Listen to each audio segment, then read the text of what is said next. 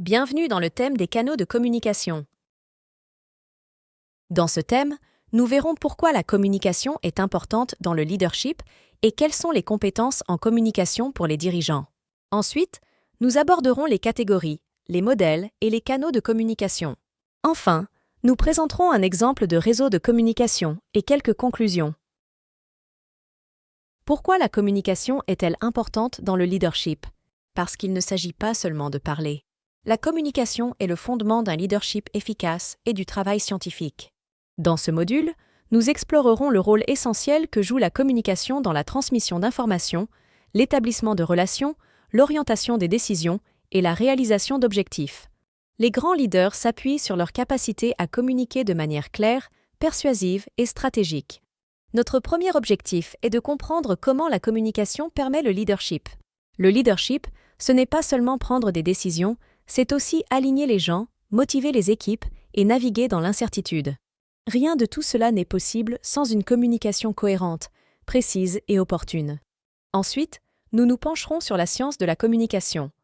Comment les messages sont encodés, transmis et interprétés, et comment le retour d'informations, le langage, la culture et le contexte façonnent la compréhension.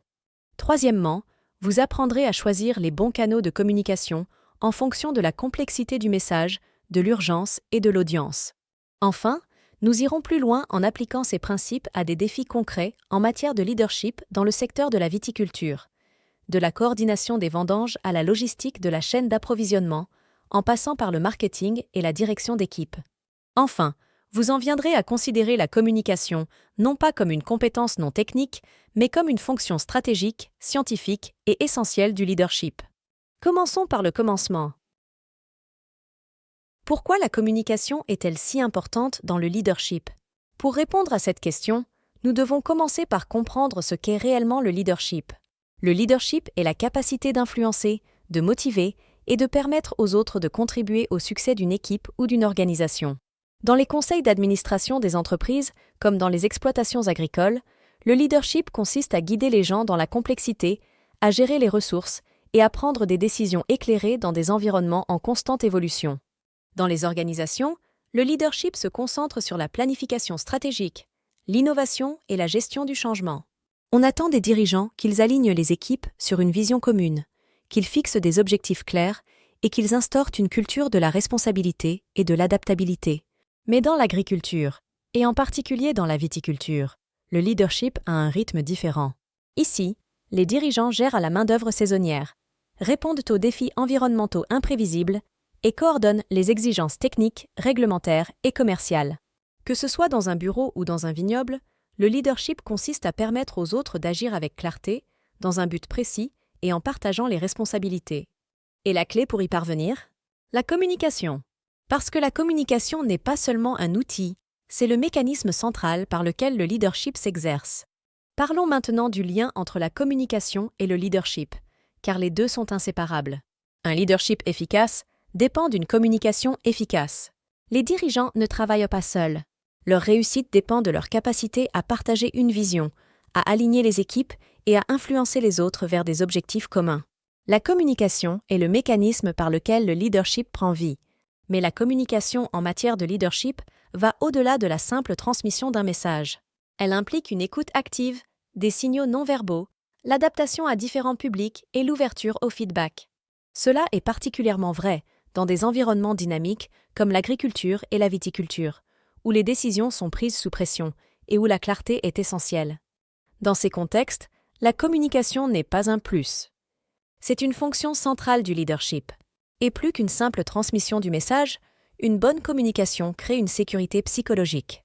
Elle donne aux membres de l'équipe la confiance nécessaire pour s'exprimer, partager leurs idées et faire part de leurs préoccupations, sans crainte. En bref, la communication est l'élément vital du leadership.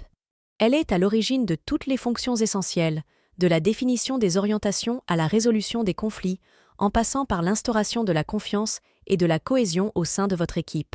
Car lorsque la communication est fluide, le leadership fonctionne. Pourquoi la communication est-elle si importante pour le leadership? Parce que lorsque la communication échoue, le leadership échoue. Examinons quelques études de cas concrets où les défaillances de la communication ont eu de graves conséquences. Dans le secteur de la viticulture, une équipe de viticulteurs a reçu des instructions peu claires concernant l'application de pesticides. Résultat? De graves dommages à la récolte parce que le message n'était ni clair, ni opportun, ni vérifié. Dans le monde de l'entreprise, une grande société multinationale a lancé un plan de restructuration. Mais la direction a choisi d'annoncer la nouvelle par le biais de courriels denses et jargonneux.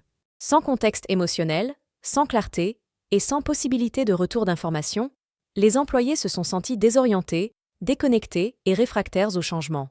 Dans les milieux scientifiques, le manque de communication lors des transitions dans les laboratoires a entraîné une mauvaise manipulation des échantillons et, dans certains cas, des risques pour la sécurité.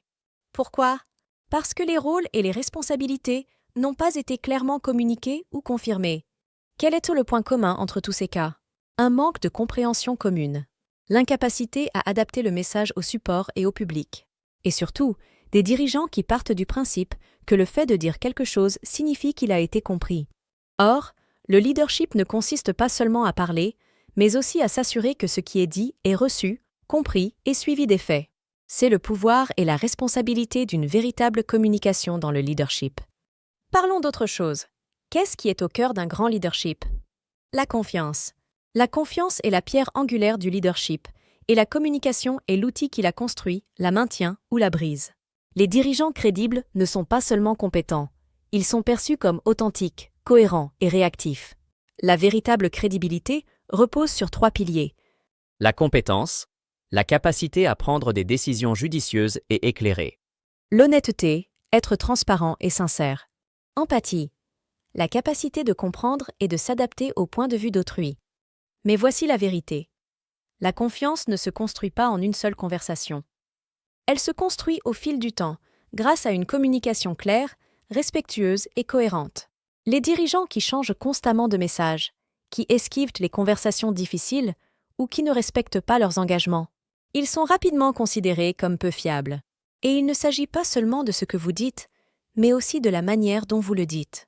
Les outils numériques tels que le courrier électronique et les applications de messagerie peuvent être utiles, mais ils peuvent aussi nuire s'ils remplacent la connexion humaine réelle. Parfois, une conversation en face à face a plus de poids qu'une douzaine d'emails. En résumé, le leadership sans confiance n'est pas viable, et la confiance sans communication est impossible. Par conséquent, si vous voulez diriger avec impact, ne vous contentez pas de communiquer des tâches, communiquez la confiance. Avec clarté, cohérence et compassion. En viticulture, un leadership efficace va bien au-delà de la gestion des vignes. Il s'agit de diriger des personnes par le biais d'une communication claire, opportune et adaptée à la culture. Les dirigeants de vignobles ne sont pas seulement des décideurs. Ce sont des communicateurs, chargés de guider les équipes saisonnières, de coordonner les activités avec les partenaires et de réagir rapidement à des conditions en constante évolution. L'un des plus grands défis? Gérer une main-d'œuvre diversifiée et souvent multilingue. Cela signifie qu'il faut adapter la langue, le ton et l'approche pour s'assurer que tout le monde comprend le plan et se sent concerné. Changement météorologique. Problème d'équipement. L'apparition soudaine de maladies.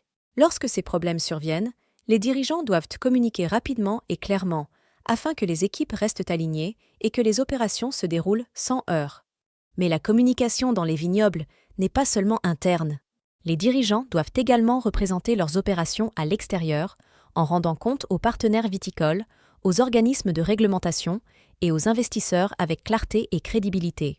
Cela inclut des mises à jour sur les efforts de développement durable, les prévisions de récolte et les mesures de qualité.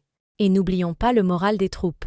Une communication solide crée une cohésion d'équipe, instaure la confiance et permet aux gens de se sentir valorisés. Car en fin de compte, le leadership en viticulture ne se limite pas à la gestion des terres.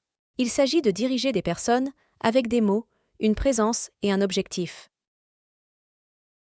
Qu'est-ce qui fait un grand leader? Oui, la vision et l'expertise comptent, mais un leadership fort repose sur la communication. Il ne s'agit pas seulement de parler, pas seulement raconter, mais une véritable communication, avec clarté, empathie et influence. Les recherches montrent que la compétence en matière de communication est l'un des principaux indicateurs de réussite du leadership dans tous les secteurs d'activité, des conseils d'administration au vignoble. Décortiquons les compétences de base en matière de communication dont tout leader a besoin. Écoute active, il ne s'agit pas seulement d'entendre. Il s'agit de comprendre. Clarté et concision. Les grands dirigeants vont droit au but, avec clarté et assurance. Communication non verbale. Le ton, le langage corporel et le contact visuel sont souvent plus éloquents que les mots. Intelligence émotionnelle. La capacité à reconnaître et à gérer ses propres émotions et à établir des relations avec les autres. Le retour d'information. Offrir un retour d'information honnête, constructif et respectueux est la pierre angulaire de la confiance. Adaptabilité. Les leaders efficaces adaptent leur message en fonction du public, du moment et du support. Par essence, la communication n'est pas une compétence unique, c'est un ensemble d'outils. Et les dirigeants qui affûtent régulièrement ces outils sont ceux qui inspirent, guident et développent des équipes fortes et résilientes. Un leadership fort repose sur une compétence essentielle, la communication. Voyons cela de plus près. En matière de leadership, il ne s'agit pas seulement de ce que l'on dit, mais aussi de la manière dont on le dit. Cela inclut la communication verbale et non verbale.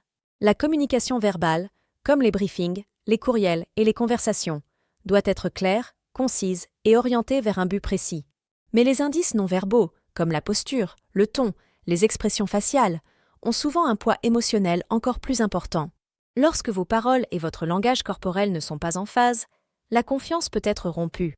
L'adéquation entre ce que vous dites et la manière dont vous le dites renforce votre crédibilité.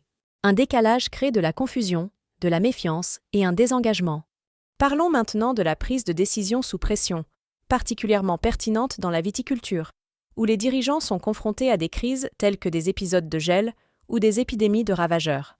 Dans ces moments-là, une communication efficace devient une bouée de sauvetage. Vous devez agir rapidement tout en veillant à ce que votre équipe reste informée, calme et connectée. N'oubliez pas que la communication en matière de leadership s'opère à deux niveaux. Le niveau interpersonnel, qui permet d'instaurer la confiance par le biais d'une connexion humaine directe, et le niveau organisationnel, qui assure la structure, la clarté et la cohérence de l'ensemble du système. Les meilleurs dirigeants parviennent à trouver un équilibre entre la motivation des individus et l'orientation de l'ensemble de l'exploitation. Dans des domaines dynamiques comme l'agriculture, cette double compétence est essentielle à la réussite et à la résilience.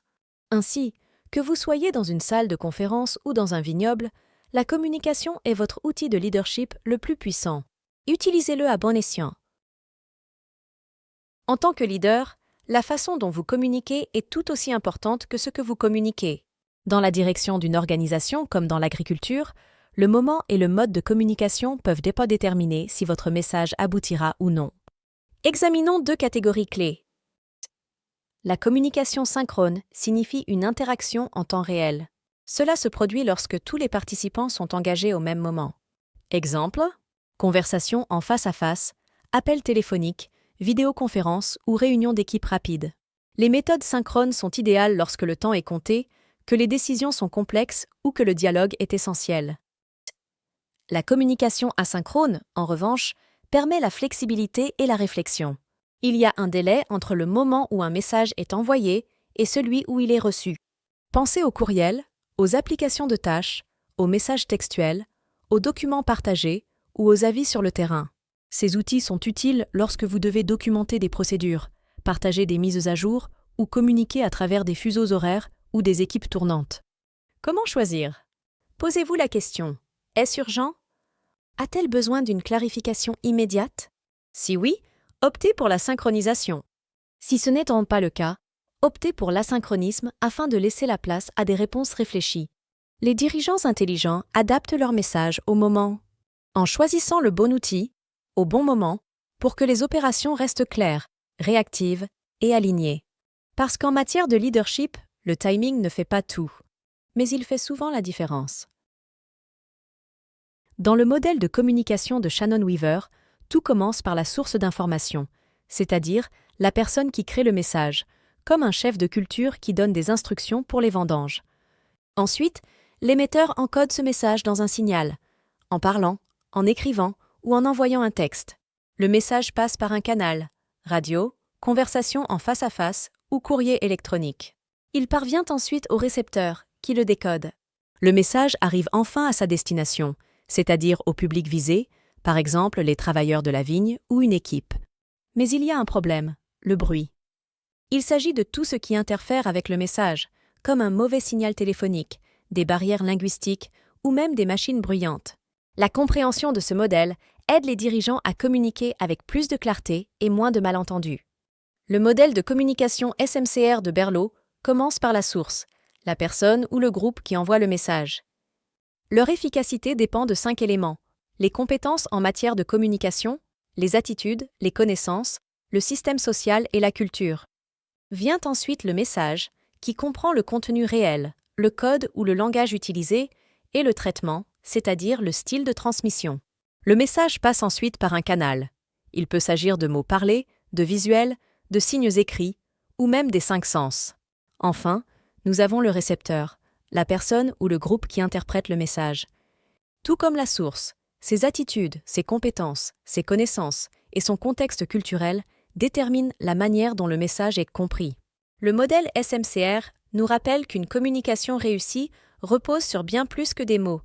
Elle dépend des personnes, du contexte et de la connexion. Décortiquons le modèle transactionnel de la communication, un concept clé en matière de leadership et de travail d'équipe. Dans ce modèle, la communication est une voie à double sens.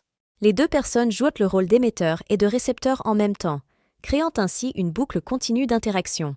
Mais il ne s'agit pas seulement de mots. Le contexte, espace physique, culture, émotion, influe sur la manière dont les messages sont compris. Et n'oublions pas le bruit. Qu'il s'agisse de machines viticoles bruyantes, de jargon confus ou de stress personnel, tout ce qui perturbe le message est considéré comme du bruit. Enfin, le retour d'information est essentiel. Il peut être instantané ou différé, mais il permet de clarifier, de corriger et de renforcer la compréhension. En bref, la communication est dynamique. Le modèle transactionnel nous rappelle que nous sommes toujours en train d'influencer et d'être influencés dans chaque échange. En matière de leadership agricole, et plus particulièrement dans le domaine de la viticulture, il est essentiel de choisir le bon canal de communication. Voyons les 6 principaux types de canaux de communication. Face à face. Il s'agit de la forme de communication la plus riche, qui offre clarté et retour d'informations instantanés. Elle est idéale pour le mentorat, la résolution de problèmes ou la transmission d'instructions. Communication écrite.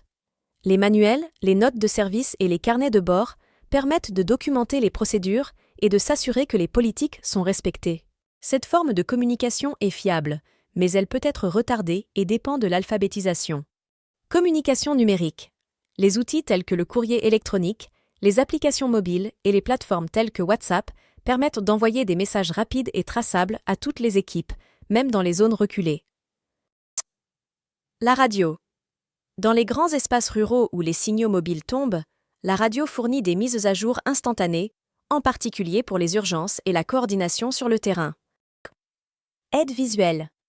Les cartes, les panneaux et les infographies rendent la communication accessible, en particulier dans les environnements multilingues ou faiblement alphabétisés. La clé ?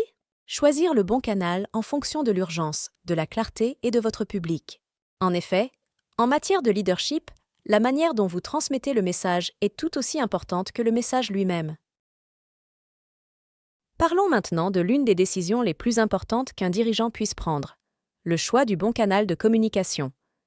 Que vous soyez dans un vignoble, une usine ou une salle de conférence, la communication est essentielle pour maintenir les équipes alignées, informées et engagées. Les canaux de communication riches tels que les entretiens en face à face, les réunions vidéo et les appels téléphoniques sont idéaux lorsque des émotions, une stratégie ou une complexité sont en jeu. Ces canaux offrent une interaction personnelle, un retour d'information immédiat et la possibilité de lire le ton et le langage corporel. D'un autre côté, les canaux plus simples tels que les messages textuels, les courriels et les listes de contrôle sont parfaits pour les mises à jour de routine, la documentation ou les messages urgents lorsque le temps est compté et que la clarté est essentielle. Le secret consiste à faire correspondre votre message au bon canal. Un conflit entre les membres de l'équipe ? Privilégiez la communication en face à face. Vous devez envoyer le programme d'irrigation hebdomadaire ? Un simple texte ou un courriel suffira. Vous planifiez un changement stratégique dans votre vignoble ?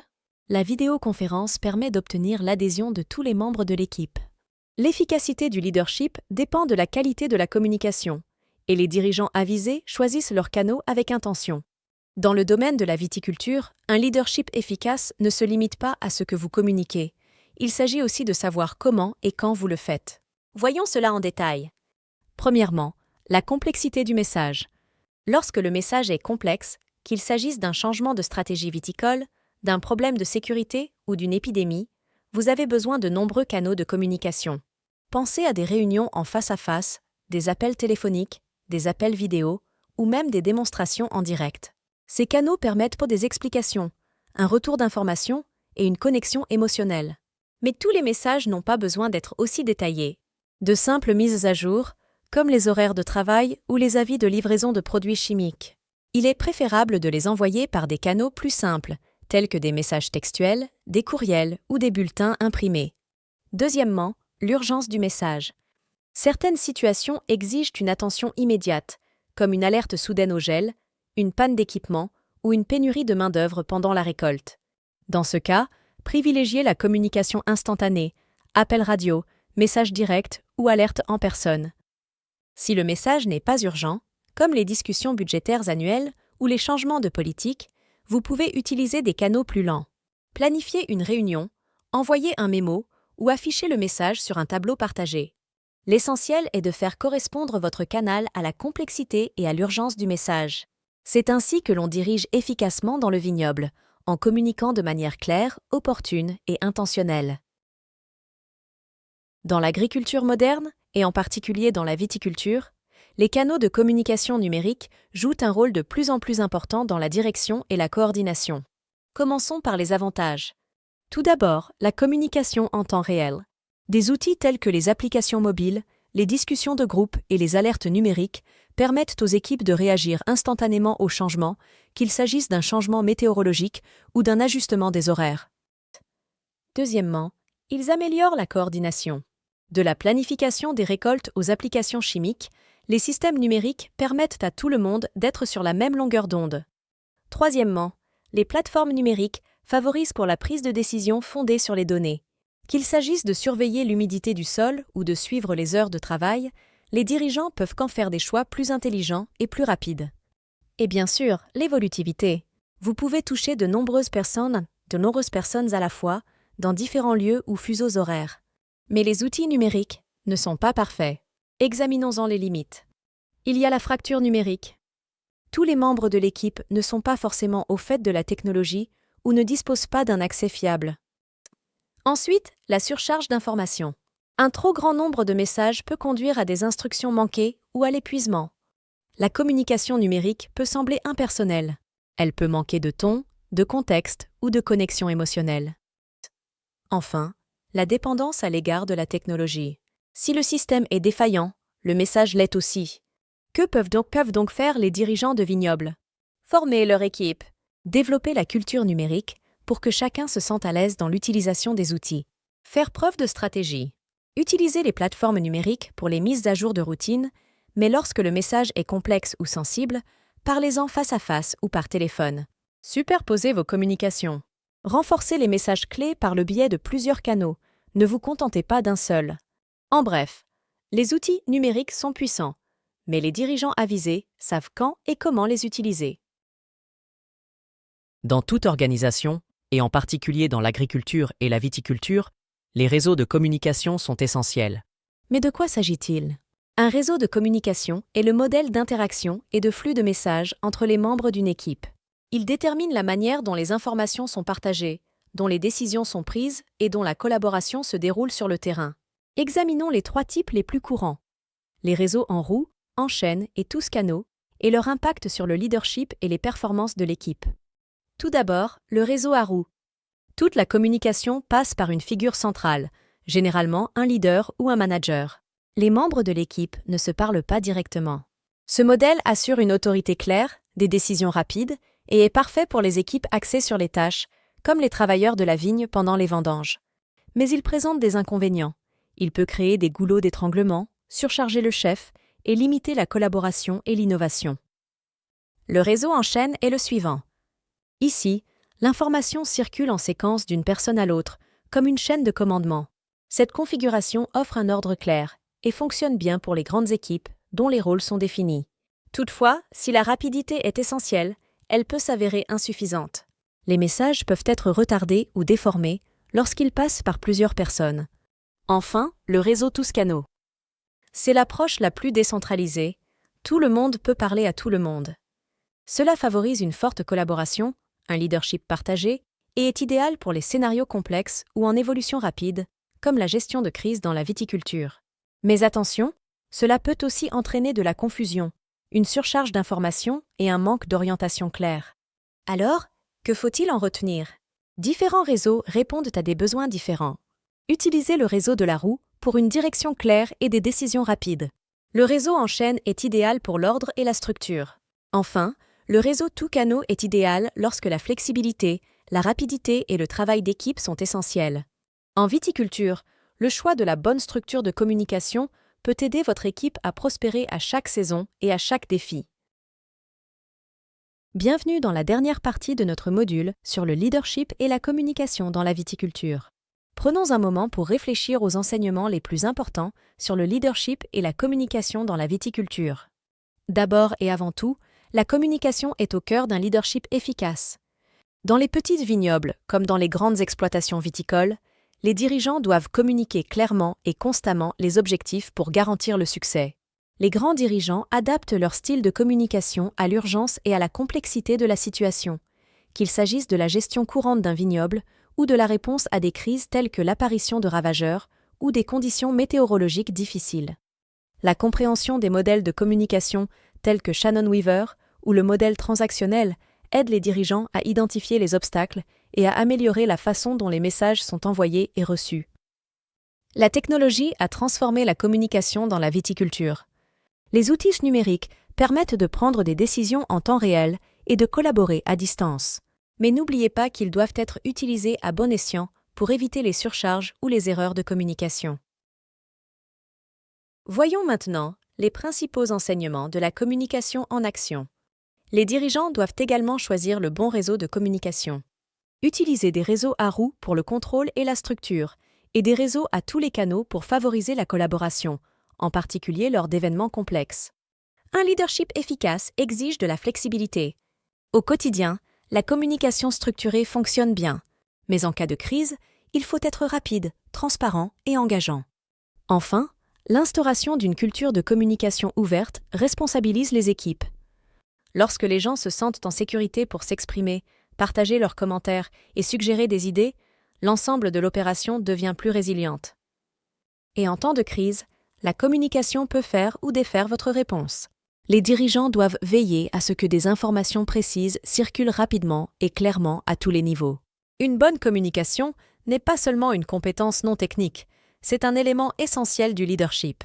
Dans la viticulture, c'est le ciment qui maintient les équipes, les systèmes et le succès. Nous présentons ici la bibliographie utilisée pour cette présentation, pour ceux qui souhaitent approfondir les sujets abordés. Merci de votre attention et bonne continuation.